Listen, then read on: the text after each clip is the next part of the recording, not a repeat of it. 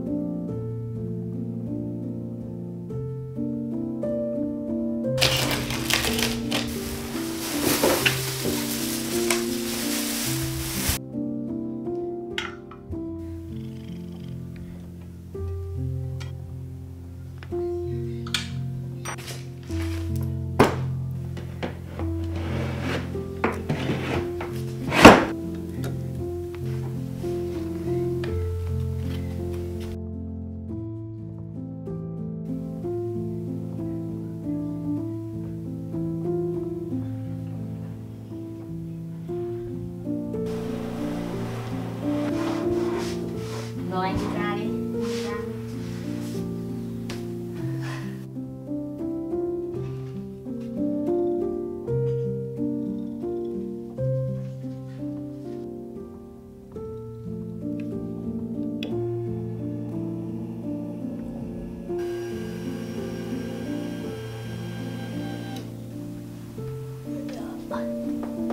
Chị nằm yên nha. Chị nằm yên cho mẹ xem nha.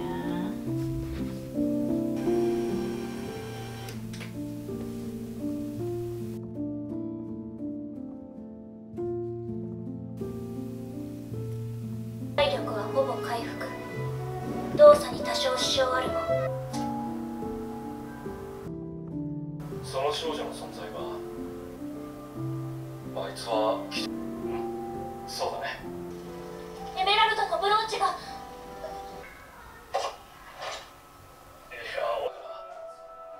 分かったね。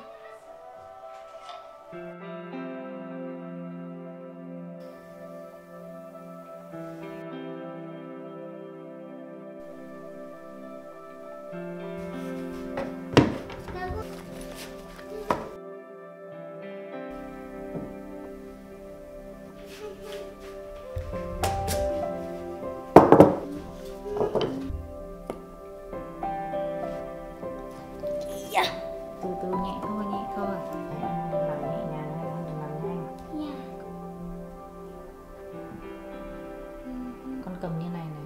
Đúng rồi, ngả ra một tí. Có nhiều loại cây nấm có cái này mà.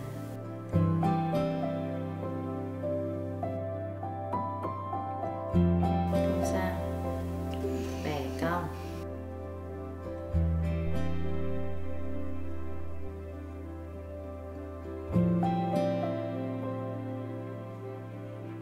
Không, có bạn luôn này, nhưng mà chẳng qua là mình chưa làm đẹp để đến như vậy thôi. Nhớ cái này. Đấy, nhưng mà mẹ làm vẫn ít đúng không? Con có thể tô những màu mà con thích mà.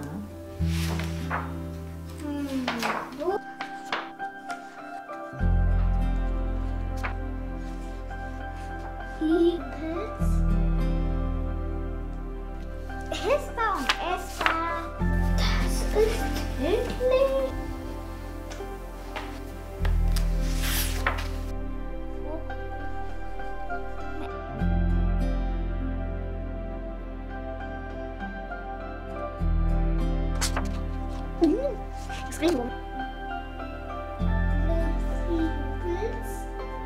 Mình làm cây múa này thì cứng. Yeah.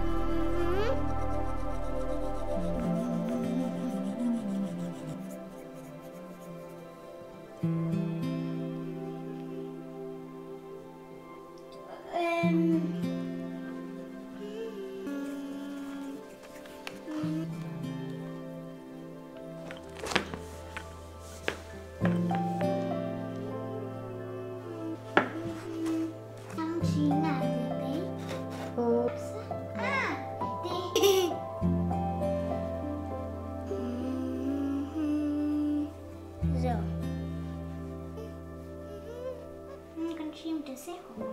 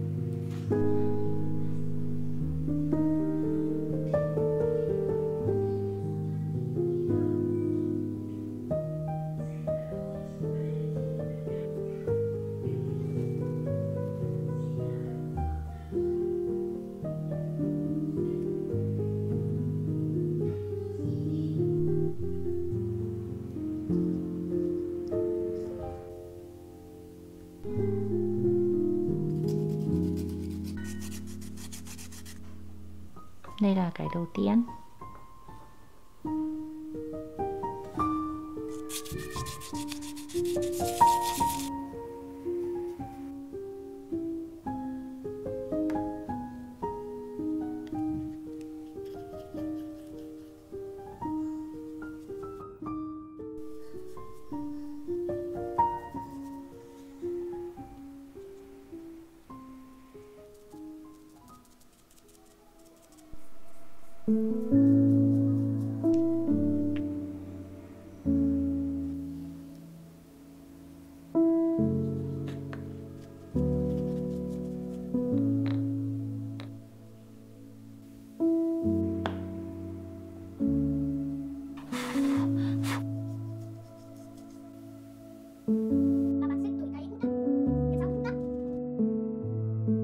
Yeah, ich hab recht.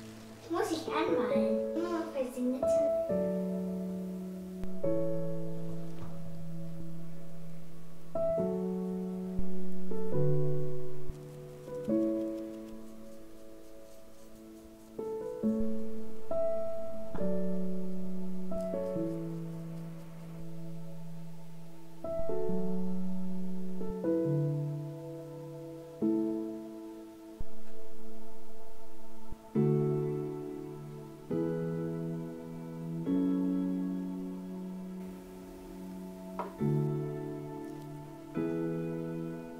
Nhưng mà xong rồi làm thế nào cho nó đứng hết được.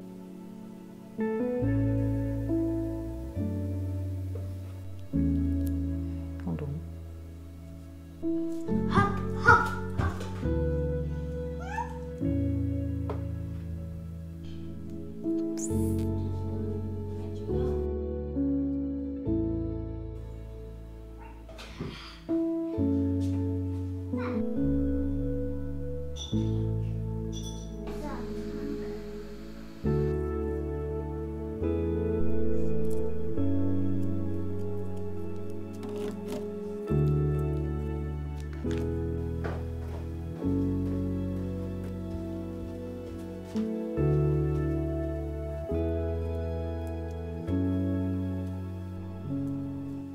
Tím. Tím.